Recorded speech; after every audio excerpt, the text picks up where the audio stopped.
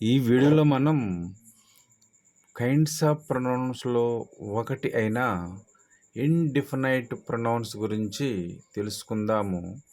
ఫలానా వస్తువు ఫలానా వ్యక్తికి అని నిర్దిష్టంగా సూచించకుండా ఏదో ఒక వస్తువుని గురించి లేక ఒక వ్యక్తిని గురించి చెప్పినచో వాటిని ఇండిఫినైట్ ప్రొనౌన్స్ అని అంటారు. ఎగ్జాంపుల్ వచ్చేసేసి anyone, someone, no one, any, some, anybody, anything, somebody, everybody, few, many, all మొదలైన వాటిని అన్నిటినీ ఇండిఫినైట్ ప్రొనౌన్స్ అని అంటారు.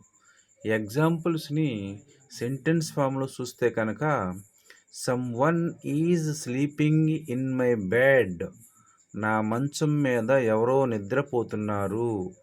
ఈ సెంటెన్స్లో సమ్వన్ అనేది ఇండెఫినైట్ ప్రొనౌన్గా చెప్పుకోవచ్చు. I don't have anything to eat, నాకు తినటానికి ఏమీ లేదు.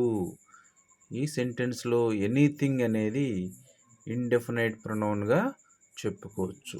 Thank you for watching this video.